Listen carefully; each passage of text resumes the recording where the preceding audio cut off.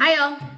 I am back, and I know you missed me, and so I'm here with another little clip.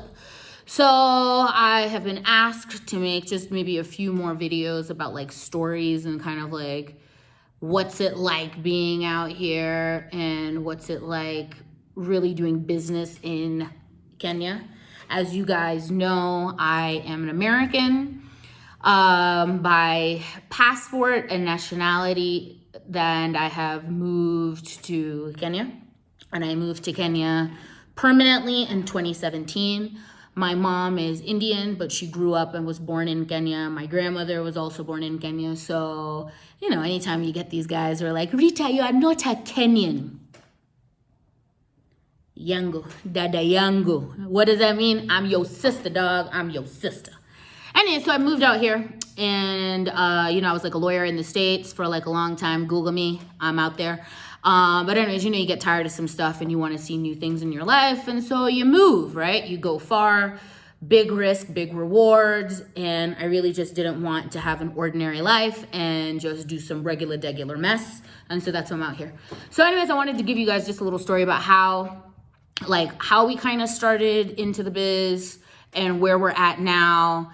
And maybe you can get from the story some of the things you got to kind of deal with, especially if you're going to be moving to Africa and really doing doing a local business. I think maybe the story that I'm about to tell you guys, it would probably be applicable to other types of businesses where you're here and you're dealing with foreigners. But I'm just going to let you know what happened to us.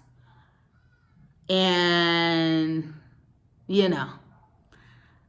Anyway, so we originally, when I first moved out here, I was really interested in doing alcohol and doing private label, white label alcohol, right? So generally when I was like going out, and when you're kind of going not to like high-end bars where they have, really like proper like good liquor, high-end liquor, but like going to like medium bars, going to bars where you have more of like your middle class, I started noticing people were just drinking like garbage, okay? Like garbage. Basically, it's like water with like sugar with a little bit of like wine flavor added to it, right? Like this is that stuff where, if you're a seasoned lady like myself, you're gonna have like a 2-day hangover, okay?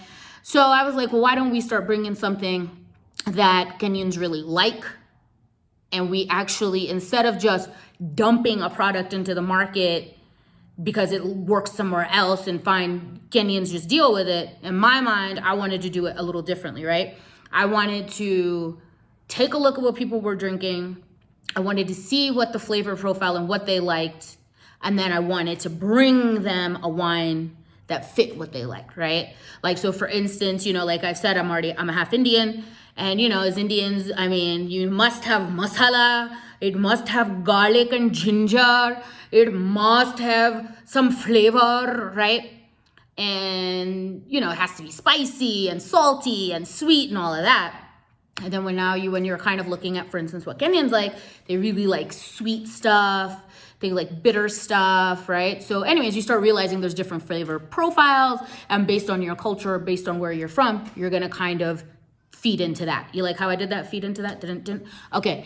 So anyways, we started doing wine. So I sourced a supplier in Europe, in Portugal in particular, because in my mind, I had identified Portuguese wine as being something that Kenyans would really like. I think in like a span of 1 year, I went back and forth to Portugal, to Douro Valley, to Porto, Lisboa for like 5 times in 1 year. I was renting cars. I was driving through the countryside. And by the way, it's beautiful. Just trying to find producers, trying to find people who understood kind of what we were looking at and also being at the price point that could work for us. And ended up finding a supplier, found one guy. Imagine we went out to dinner. I went out to lunch with him. Y'all ready for this? So my first Portuguese supplier. We went out to like lunch. They were Portuguese Canadians. So like the guy was a pharmacist, I think, in Canada. And the woman ran like a floral company. And then they bought a vineyard in Douro. and they moved out there to begin their process. So we had a whole thing. We had come up with the whole plans, came up with what I wanted, price points, quantity, everything. I come back to Nairobi. Maybe some months passed because I was just waiting for my liquor licenses to come through and pay for them and do all of that. I emailed them and was like, okay, hi, we're ready. How about the lady writes me back, I've never met you, I don't know who you are, we've never seen each other. How?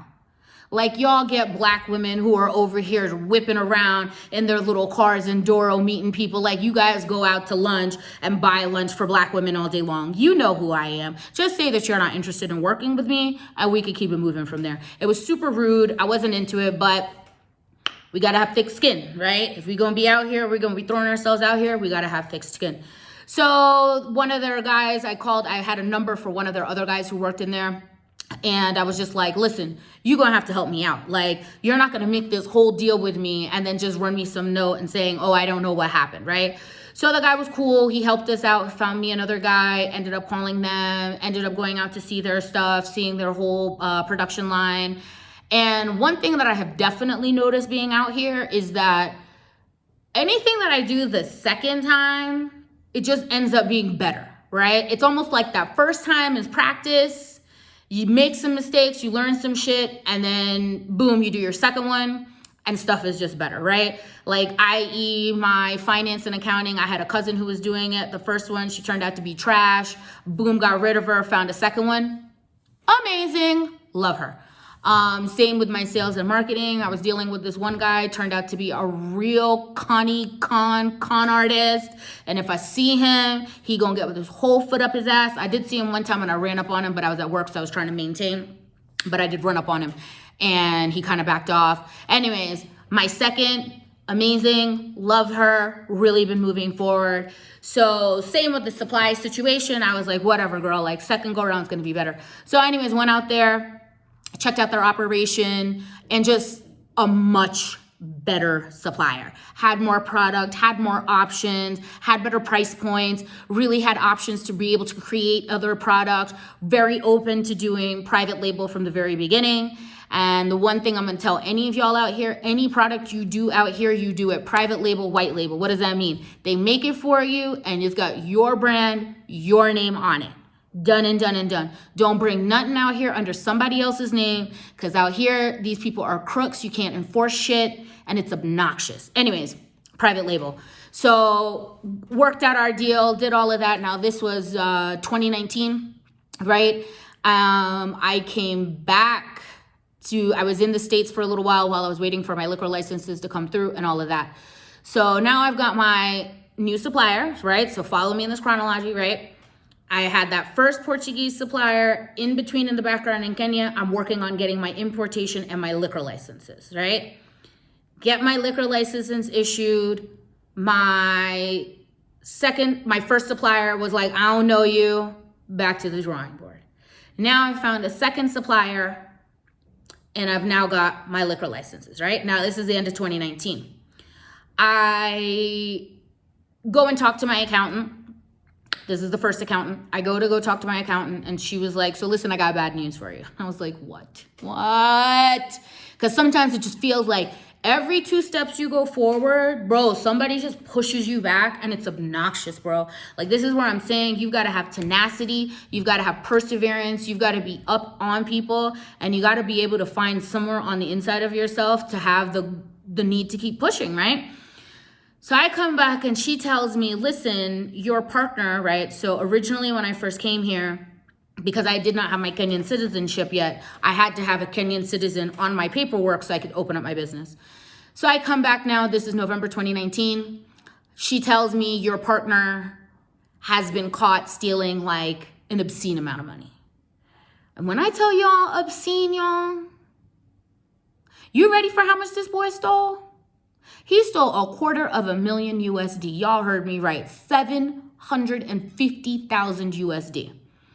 Now, on one hand, I'm glad look, if you gonna do it and you know you're about to get into trouble for doing some messy stuff, then just go big, right? At least it wasn't nobody like $20,000. At least it was like $750,000. But on the other hand, right, we out here in Africa, right, where this is some real wild, wild west stuff. And what I know, what I don't need in my life is somebody that you owe money to rolling up on me and saying, because you're partners with this man, you probably have something to do with it, so you got to run me some money. Now, I ain't got no money to run nobody, so it's not going to work, right? So I was like, dang, are you serious? So she's like, look, we got to change your papers, change all this mess, because you're not going to be able to have this on your stuff. Fine.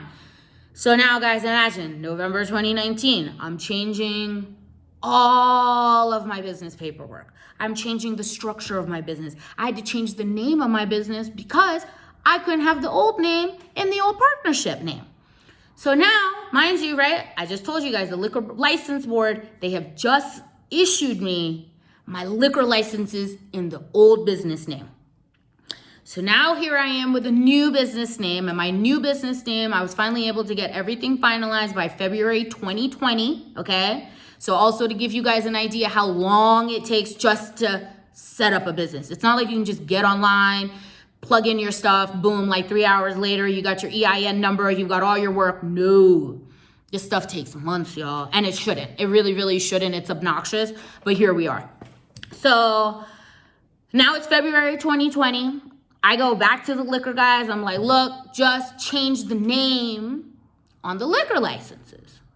Y'all ready for this? They're like, nah, you're going to have to run us some money to do that. And I was like, but I just paid you guys for these. I just paid you guys. And they were like, if you want us to do it, you're going to have to run us. You ready for this, y'all? $15,000 to change the name. And that $15,000, if you don't know what that AKA means, it's the B, the R, the I, the B, the E. It's bribery. Okay? $15,000, y'all. I ain't got nobody's $15,000. If I had $15,000, I wouldn't even have to come and do this. I could just send somebody else to go do it because I'm already rolling in it, all right? So I was like, y'all are bullshit. And they were like, well, if you don't want to give it to us, we're not going to give you the licenses. And I was like, this is just like, it's dumb, right? Because now I found a second supplier who's really much better. We've come up with our agreements, but now I can't even import into the country because these dum-dums want another $15,000 for some mess that I just paid for, okay? Fine. So now I was like, now what, right? So one of my uncles out here, he's got a really big business, and he had been telling us that he was going to be going to Dubai to showcase their business and like all of this other stuff. So as y'all already know, I'm a lawyer in my former life. I moved out here to go into this. So this is like brand new for me, right? But the one thing I do know is I know how to read physical cues, and I know how to see and understand how people are talking, right? I'm always listening to how people are saying something, not so much what they're saying, but how are you saying it to me, right? So I just remember his eyes kind of lit up, and he was like, we're going to the Dubai Gulf show, and this is what we're going to go do. And I was like, oh. I was like, I don't know what this is. I don't know what he's talking about, but I do know when someone's eyes light up and they want us to like go and check it out, right? So I was like, let me just come with y'all. I'll help you guys out with whatever you need, but let me just come and see what this is, right? Anyways, y'all, I went down over there to the, it's called the Gulf Food and Beverage Show, right? And they do it every year in February. It's like a 5-day conference. Mind blown. You hear me? Mind blown. Expanse. Opening. Now we learning some real mess. I had no idea. So basically, just to give you a quick rundown of what this place is, they do this every year, and it is considered the world's largest food and beverage show. And they literally have, I think when I had gone that one year, I think they said they had like 7 convention centers, and each convention center only housed one portion of products that are in food and beverage, right? So i.e., they had one whole section that was only for pulses, right? And grains, rice, beans, that's what that is, right? They had one whole conference area just for oil, right? Sunflower oil, vegetable oil, olive oil, right? They had 2 just for beverages, all right? And when I tell you, just to give you all an idea, every day, right? So I did the 2 beverages, obviously. I went through 1 convention per day, and each day I'm clearing 15,000 steps. You heard me? In 1 convention center, 15,000 steps, because that's how big it was. That's how many suppliers and producers they had. Like, I was meeting suppliers and producers from the Caucasus Mountains, Google that, Caucasus Mountains, okay? I was meeting producers from Papua New Guinea who were making like beautiful teas. People from like Latvia, Lithuania, like just places where you're like, huh? How do I get out there? Is it gonna be like 2 planes and a train and a car? Nuts, right? Anyways, it was very mind-opening. It was very expansive. Really learned some stuff. Had I have known about more of these, it probably would have been easier to find a wine producer instead of just going to the country, driving around trying to find somebody. But anyways, it was great. So while I was out there, you just got to really talk to people, make some connections. It's like a real big networking place. Have your cards ready. The first day I messed up, I went over there in heels, all dressed up, and I'm looking around at everybody, and everybody's got on sneakers. They got rolling bags with them. I was like, why would you need that? Okay, so when I got there, I totally understood it, right? Because all of these guys are out here, and they've just got product, right? Like, do you want their products? What do you want? Do you want a sample? Do you want to try it? So the next day, smartened up, tightened up. Like I said, I'm always watching around. Like, if you're doing that and I'm looking like this and there's more of y'all, maybe there's something to it. So the next day, I rolled up in my sneakers, rolled up with my rolling bag. I'm ready. I'm into it. Just went around speaking to everybody, just picking up samples of stuff I think could work in Kenya, right? Because mind you, I've been out here long enough to kind of really see what people are looking at. What do they like? So let me now go find a producer who's making what I know my Kenyan community wants. And just really talk to like really interesting people, right? So there was this one company, MWD, that we were talking to, and they had like really tasty products, right? Like I really love seltzer waters. I love if it's sparkling with some fruit flavor to it, sign me up. Brand new or not, sign me up. I'm gonna take it. So they had these amazing Japanese sparkling waters with just like fantastic flavor. So anyway, so now we're done with the show now, right? It's end of February 2020. And then boom, what happens? This damn COVID. A moment of silence for all those who have fallen for COVID. Ugh. Anyways, so now imagine I come back to Kenya. So now I have no liquor licenses. I have a new business structure that has no like import certificates, business, nothing attached to it. And now we're shut down.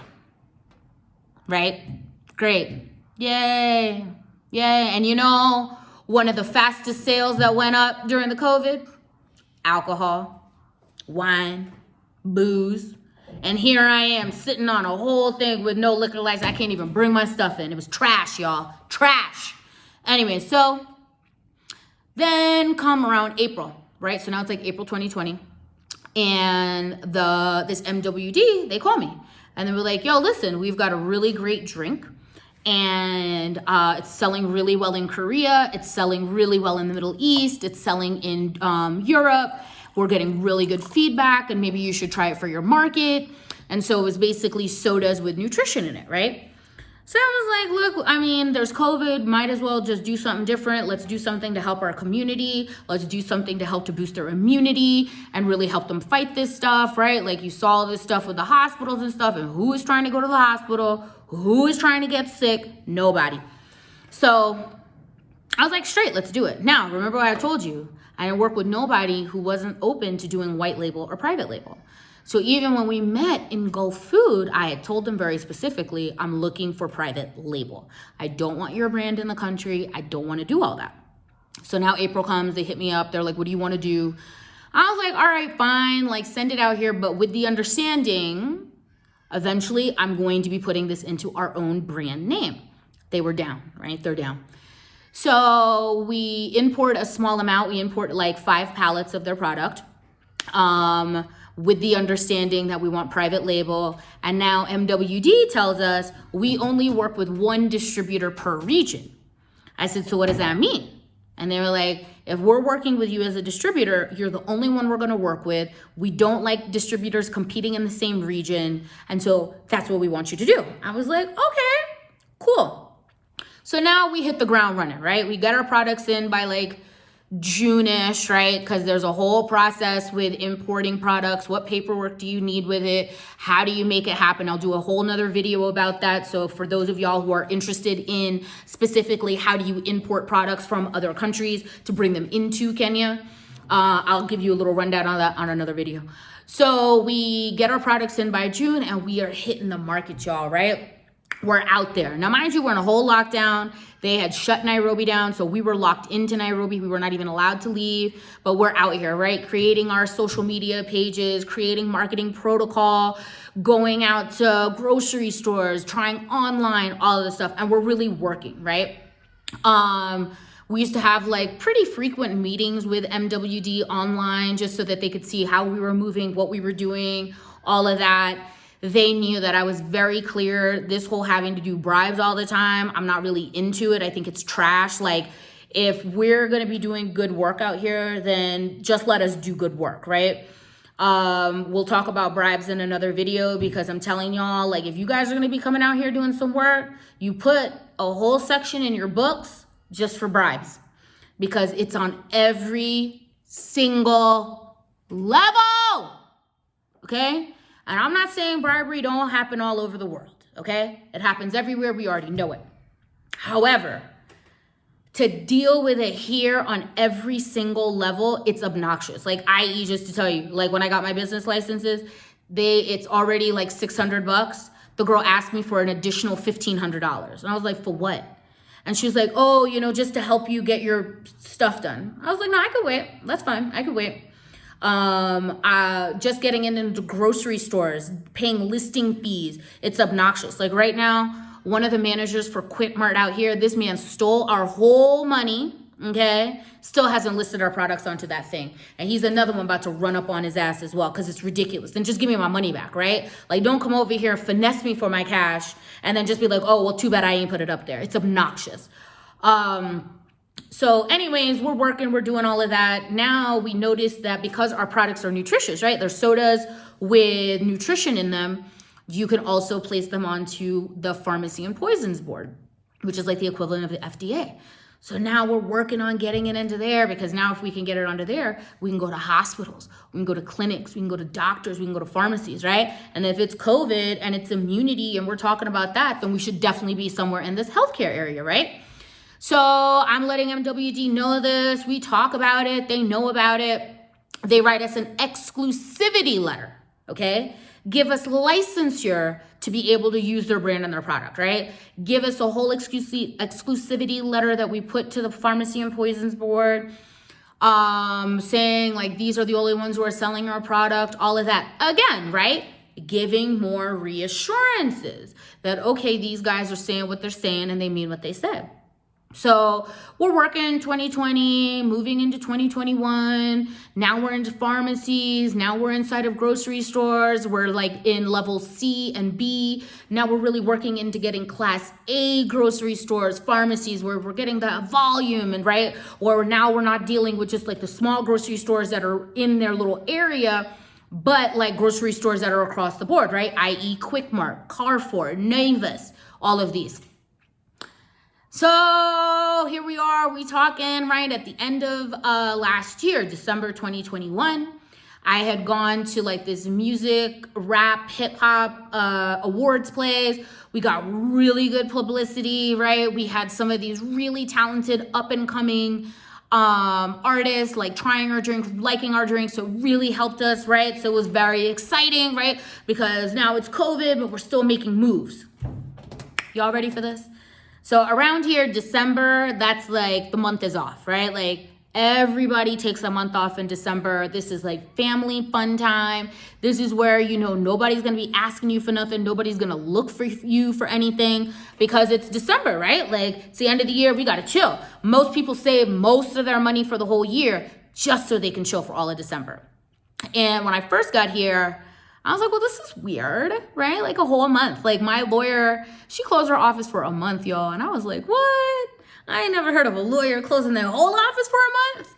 That was like my first or second year here. Now that I've been here for a while, ooh, y'all, I can't wait for December. Ooh, I can't wait for December. Y'all already hear that? December 15th, deuces. I'm out, okay? I'm not coming back till January 16th. I'm excited. I already got it planned, y'all. I'm about to cut up. I'm running in the streets. But until then, we work. Anyway, so January comes, right? We get back, right? So everybody's starting to get back into the swing of things at like mid-January, end of January. And here comes these people, MWD. Rita, you're not moving fast enough for us. We just want you to pay the bribes to get into the grocery stores and just get into them and start moving. And I was like, well, we've kind of come to certain agreements, so how are y'all just reneging on all this? Then, you ready for this, y'all? These assholes, and I'm saying it, assholes, Young Lee, Chris, what's that other guy's name? John, whatever the fuck his name, Albert, fucking assholes. You know what these assholes do? Mind you, they've given us exclusivity. Rita, we don't do other distributors in the market. It's just gonna be you. These assholes go to their local embassy in Singapore, contact the embassy of Singapore here in Kenya, find a Singaporean distributor who works locally in the market, and gives them the same exact product at half the price. What? And then these niggas got the nerve to call me, talk about, so this is what we just did. And I was like, so all this work I've been doing, all this busting my behind that I've been doing, what about that? You guys told me in my face, we don't deal with other distributors. So you went behind my back and got one? And I was like, you gave me an exclusivity letter saying we're the only distributors who are doing this. And you still go behind my back and do this?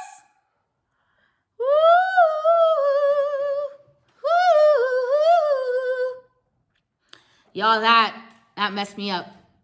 I'm not gonna lie to you, that messed me up. Like when I tell you kicking your legs out from under you, talk about taking the wind out your sails. I mean, y'all, from like January 18th, I was low. I was like, yo, like you're out here doing all this work, you doing all of this, and they just do that to you, right? And I'm saying all this to say, around here, right, you can make contracts with people, but there's really no enforceability of it, right? You can go to court, but you could bribe all these judges and stuff, they don't care. You can try to do it, but it's like, then you have to do a cost analysis, right? Like, do you spend all of this money into legal fees, legal hiring counsel, doing all that? Or do you take the L and get creative, get flexible, and move in another direction? So because our funding is not where we're at, where we want to be at, we had to take option 2. Let's get flexible. Let's get creative. Let's start thinking, right? Because the one thing I know about me is this. I'm resilient. I'm flexible. I'm creative. I'm adaptable. And ain't nobody just going to run up on me and say to me, too bad, girl, you're not going to be able to do it because I said so. That whole I said so don't work with me. Now, I was thinking to myself, what do I do? I remembered that the Gulf Food Show was coming up every February. Kenya had shut down all the flights, or rather the UAE had shut down all flights for Kenyans coming to Dubai. So I was like, man, how do we find another supplier for product? Like, what do we do? It was hard, y'all. Like, I'm not really even a drinker. When I tell you I hit them bottles, y'all. I'm sitting here drinking. I was like, now what? We invested so much capital into this, right? We invested so much money into this. Buying a whole container over here of their stuff, and here you guys do me. You just go behind my back like that? You just go behind my back like it don't even mean no nothing? Oh, God, I was pissed. But my girlfriend, London, my CB, Corona bestie, was like, you always have to have multiple streams of income, right? You got to have multiple streams of income. Nobody has ever made it rich without having multiple streams of income, right? And that's true. When we look at all those guys, like Diddy, right? Like Diddy, Jay-Z, Ricky, Rose, all of these guys, right? And I'm just using rappers as an example because we see it a lot more with them and it's more openly. But these guys all made their money off of all their other streams of, products, not just their music. So I was like, well, let's get creative and let's start thinking. So now remember I told you we had been, going to pharmacies and talking to pharmacists. Ooh, my hair's a mess. Look, y'all. Look, I'm trying to be cute for y'all on this. And I got my naps on hanging out. But it's the winter out here. It's cold out here. Yes, Nairobi does get cold. And so y'all just gonna deal with it. Anyways, so I was like, let's work on multiple streams of stuff, right? Because we know how to import. We know how to source suppliers. We know how to create product. We know how to brand products. We know how to do that. So you know what? Fine. These guys wanted to play games and do some fuck shit like that. Fine, let them. Because also in all of our conversations, I'm telling them, like, look, you guys are trying to compare a Kenyan market to the UAE. You're comparing the Kenyan market to South Korea. That's not going to work. It's two different markets, two different buyers, two different consumers. It's never going to be the same. And you guys want to be in Africa, so let me give you the background of what it's like to be here. But they wasn't listening, so fuck them, right? So now I go to Dubai, go to the Gulf show, find some products. But then while I was out there, I was like, Rita, do you remember when you've been talking to all of these pharmacists about your product? And now they're giving us feedback, right? They're giving us feedback. Why don't you bring this instead of doing that? Why don't you bring me something like this instead of that? We have customers who are asking us for this. So what I really learned through this process, because this is the one thing I'm gonna say, I'm now on the other side. I'm a lot better. If y'all would have seen me in February to now, it would have been like, Rita, you need a hug. I needed a hug. But it's different now. I get it, right? So this is one of the things I learned. All things that you feel are going to be one thing, it's never not. You're going to get through it. 2, the market is going to tell you what they want. So when I first started doing this, when I was taking some of these business classes, like learning from other business people, they would always throw that out at me. The market's going to tell you. The market's going to tell you. The market's going to tell you. And I didn't get that at first. Going through this process, going through this, I get it now. The market is going to tell you. I've also learned that you should be solving something, right? So again, and I'm sure if those of you guys who have been thinking about going into business, contemplating about it, reading these guys who do business books, reading what these guys do, guys who are big titans in their industry, they're always telling you, you got to solve a problem. Don't create the problem and try to solve it. Solve the problem. I didn't understand that at first, right? I didn't understand that. I was just like, what are you saying? What are you saying? What does that mean? Now I get it. Now I get it, right? So what we did is, so now these guys play with me with my like products and stuff like that. And so I'm going to show you what we have. So we switched it. Right when these guys started playing games with me and they were like, we're just going to go and give it to somebody else. I said, all right, bet. I've got a whole warehouse full of their product, and I'm definitely not going to be running in the streets with their brand on it at all moving forward while I clear this container. So you know what I did, y'all? I just made my own stickers. Made my own exact logo how I wanted it to look, had it look exactly how I wanted it to look, and I just rebranded their stuff into my brand, what I had originally wanted to do, making it white label. What is that showing y'all? Flexibility, adaptability, resiliency. So now we're getting a lot of the pharmacists asking us, bring us something for sexual wellness, bring us something for reproductive wellness, right? Because this is a society where everybody's super conservative, nobody talks about sex, but we got the world's youngest population. Does that make any sense? Don't have sex, don't talk about sex, but it's got the highest population of young people out here. And some of these girls are having like 4 and 5 kids just cuz, right? It's nuts. So I was like, all right, cool, right? So now the pharmacist is giving me a problem that needs a solving. And like I said, now that I've learned, right? So in essence, right? I never went to business school, but these last 2 years dealing with MWD, I went to business school, y'all. I learned it in the streets. I learned it out there. So all of that to say to you guys is sometimes you don't really have to go to school to learn some of this stuff. Sometimes you just got to jump right in, right? Sometimes you got to just get in both 2 feet and you're going to figure it out. You're going to sink or swim, and that's just how it's going to be. I realize I'm a person where I excel in that. And so that's what we did. So then we switched it up. We came up with a whole new line of products, came up with a whole new range of products, also in the wellness sector, right? So we came up with one of our products, Refine Me. Woo! Refine Me, ladies. I know it's for ladies. It's a full 100% natural herbal product. We are white labeling it. Our producers are in the US. We know that a lot of the products that they're bringing out has more quality than what you get locally here in the market. So I was able to still maintain our quality and our value diversify our product line, and solve a solution. Not bad, huh? Not bad. So we did Refine Me for women, and then we came up with 2 other products for men. One is called Miss Steady, which has one herbal makeup, and then our other one is called Black Steel, which has another totally different makeup. And even for this product, you know how I figured out how we should be able to do it?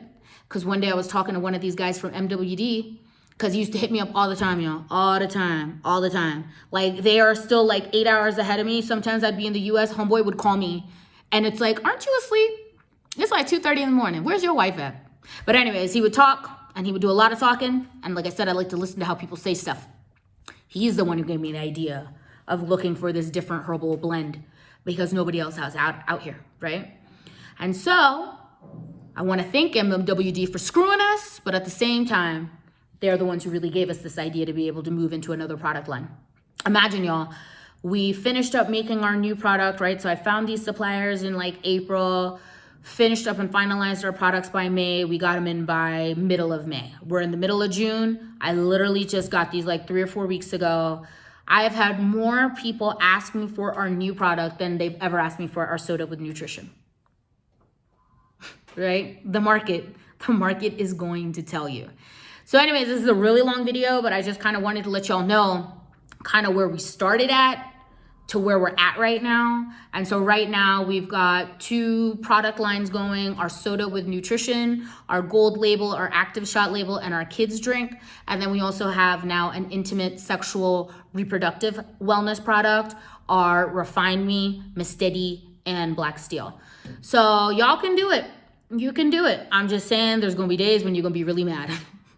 There's gonna be days, like I even thought about, I was like, I should just go back to New York and be a lawyer. No thanks. There's a reason why I left. I ain't trying to go back over there because this thing messed up. And any business guy is gonna tell you, right? It's like, people only see the end result, but they never see that journey through. They never see those dark days. They don't ever talk about, like, it was hard, right? And it was hard, y'all. Like, I'm not gonna lie to you, that first and second, the beginning of second quarter, it was not easy. It was not easy, you know? But we're here, and we're moving, and we're pushing. We've gotten more sales in this last 2 weeks than I've had with these drinks, and I can't even tell you how long. What's that tell you? The market will tell you, and you've got to solve a problem. So please let me know. You got any likes, comments, concerns? Hit me up in the comments. Like and subscribe to our TIA marketplace. Help me help all of y'all by getting out kind of this word, because most people don't talk about any of this, right? Nobody really like engages anybody in this to really discuss it, but it's necessary and they need us here, right? We do stuff for them and they need us here. So come out here, like and follow, hit us up, look up all our pages, follow us. Our men's products are in our TIA Gentleman's Den, and our ladies products are within our TIA Ladies Lounge. And then, you know, you can add us at TIA Gold Drink and Active Shot Drinks. So talk to you guys later. I'll be back with more stories. Okay, bye.